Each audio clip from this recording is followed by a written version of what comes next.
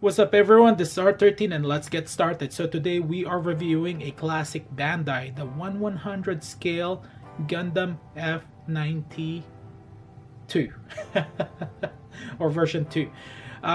It's actually, there's actually a reason why I actually have trouble pronouncing 2 there, because this is actually a repaired version of the original F90 Unit 2 here.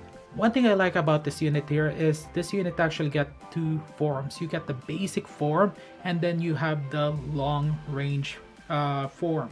Now we will focus at its basic form for the moment here. As you guys can see, this unit actually carries a basic beam rifle and shield. And the beam rifle itself is actually quite nice. As you guys can see, it's actually very detailed. Now it's actually two pieces here, and I will actually explain that later. So you definitely have a lot of detailing to do when it comes to the beam rifle if you decide to give this unit a really nice paint job. Now the next part is its beam shield here. So you guys can see with the beam shield, it's actually really nice. There's actually good details, and of course I didn't actually use the stickers, not yet anyway. And the stickers itself is actually not that bad. So you have an opportunity to give the shield here and the beam rifle some really nice detailing. Now the next part of this unit that this unit have is its beam saber here. Now for a 1991 kit, as you guys can see, this unit here comes with a pair of beam sabers, and the whole thing is actually clear parts. So you will actually have to paint the beam handle there. And of course, this unit actually comes with beam sabers that actually you attach to the backpack and to the shoulders. Now for the shoulders, I will explain during the long range type explanation. Okay, now let's get started for the long range type here. This is actually going to be very simple. Remove the beam sabers here, set that aside, you're going to need it. And we're just going to remove the shoulder pieces here. This is really easy to remove. You actually got the slot there. Now the next part is the left shoulder piece here. As you guys can see, it's actually quite nice. There's actually a peg underneath, so it will fit perfectly. This is, I believe, a sensor that will be installed at the left shoulder here. This is the beam saber, where you place the beam sabers here.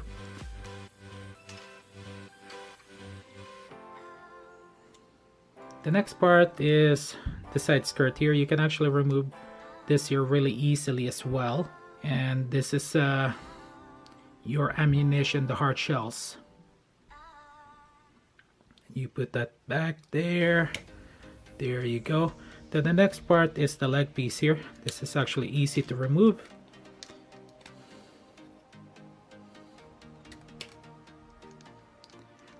This is your beam rifle cartridge.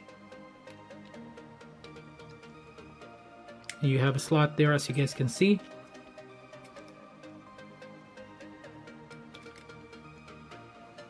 And it's actually completely secure.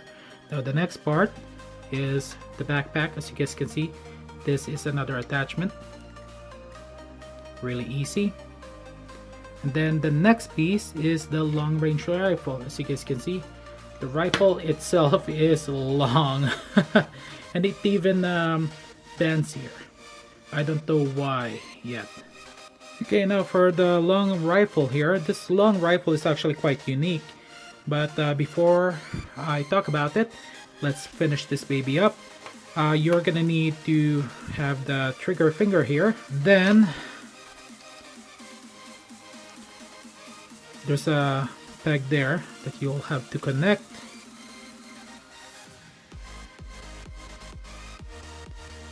And then you're gonna have to remove the beam handle.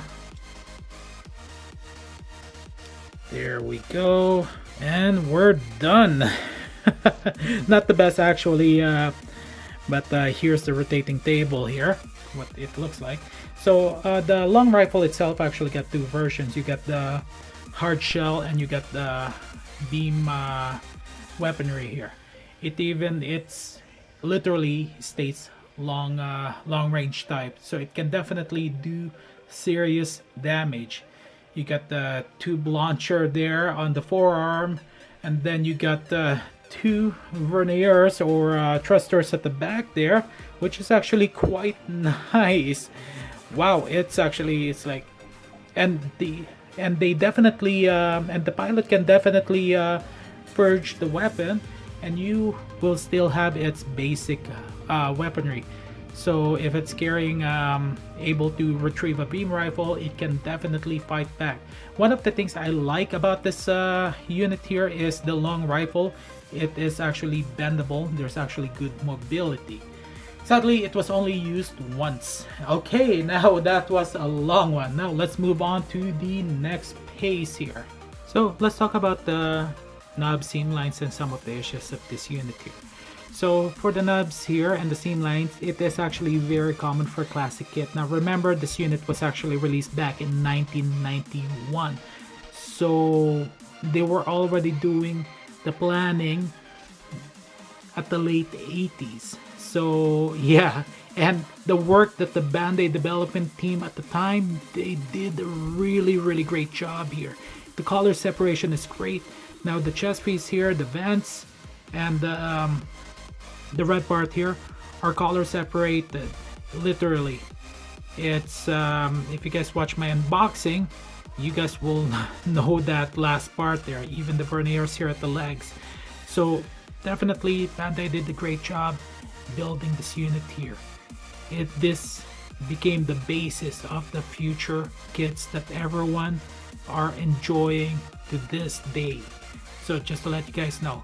So for the knobs and the seam lines, you get the seam line here at the shoulders, the headpiece, the chest area, and then the leg part here. Even the seam lines, Bandai did a good job. They did the best they can, and with the current technology. Seam lines here at the leg part, the joint connectors. You have seam lines here by the feet. And the feet itself is actually two pieces, so there is a seam line underneath. As you guys can see, the details are really great as well. For the knobs, it's all over, but not as noticeable. So this is for the form itself, for the basic form. Now, of course, for the rifle, this is actually two pieces here. As you guys can see, there's actually a gap there, so you will actually have to do some gluing. Yeah, because there's a gap there, as you guys can see. Yeah, it's a quick fix. And for the long range rifle, it's actually the same as well. As you guys can see, it's very noticeable. There's some seam line there, so of course you're gonna have to give this a good paint job and some detailing. And it's actually worth the work, and it's actually quite nice. Now here's the left shoulder here for its long range form. Really nice detail. There's some nubs there as well. For the backpack here, one thing I'm impressed about the backpack is you can actually just for the long range type, you can just remove it. You even have the mobility there as well, but we'll talk about that shortly. You have the missile launcher here. You get the nubs. Oh, didn't notice that on camera. Okay, get the nubs there, and you get the beam cartridge. Yep. Okay.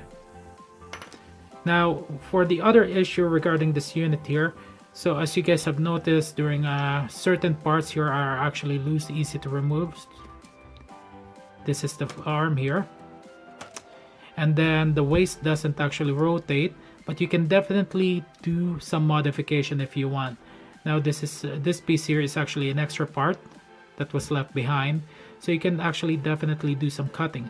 I believe that Bandai at the time was actually designing it with some separate pieces that you can attach, but I guess they backed out on that plan. Bandai seems to do that. Okay, so that's the extra parts, and this is another 2-3 extra parts here that I actually don't know where you're gonna place. It's probably for the intercept type here. So for the legs here, you get the seam lines. See, there's another piece that actually fell off easily. And it feels kind of loose a little bit, so over time, you're gonna have to find ways to actually fix that issue. Yeah, now, mobility wise, mobility, like I said, the waist doesn't move. The verniers kind of moves a bit if you want to. It actually does the job. And the claw here for the back, for the weapon piece, where's that, for this piece here. So for the, there's actually no slot here for the basic custom base, so it's actually gonna be the flat base here. So you guys can see there's some nubs there as well, and there's the yellow part is for the color separation, if you guys can see that, for the verniers there, or the ventilation. And it's actually a ball joint, so there's still limited mobility, but the legs is actually, that's how far it can go. Same goes for the feet. Yeah. So mobility wise, there's really not a whole lot. Now for the rifle here, as I already mentioned, there's actually, it's bendable, but that's how far it can go. The handle here doesn't actually go all the way in. You get the flaps here as well, that is actually mobile, and same goes for the shoulder piece. And that's it for the movable parts actually. Oh, and this is the shield here for the handle, that's movable as well. There's a slot here that I haven't actually figured out where to play. Actually, never mind, I figured it out. There we go. Man, I'm really bad at that. Sometimes I do miss certain things and I do find them almost immediately, and I think this is the part where you can actually place it somewhere. I haven't figured out the beam rifle, this peg here for the beam rifle, but if you know, leave it in the comment section below. Okay, now let's talk about and let's end this video here. This is a long one because I am very detailed with this one here because I really enjoyed. Now, is this unit actually worth getting for a classic kit? Yes, it is. It is worth getting. Now, when I actually purchased this unit here, it costs about 15 Canadian dollars. Now, that is cheap. But then there's some limited quantities. But if Bandai do release it at its original price, go ahead, grab it. It's worth getting. Trust me, you will not regret it. Now, of course, if you are a builder that prefers the newest model, then you're not gonna like it, you're gonna be complaining. But definitely worth getting. And the quality of the sticker is actually not that bad as well. Okay, so thank you guys for watching, and thank you for being patient with this really long review. I'm still working up to this day of shortening my reviews here. Okay, that's all the time that I got. Thank you guys for watching. Have a good day, good night, afternoon, wherever you are. Also, this is what the hand looks like. Ew, ugly. But that's expected. Well, like I said, have a good day, good night, afternoon, wherever you are. R13 signing out, and remember, have fun, relax, and enjoy. That is Gampla. I'll see you on the next one.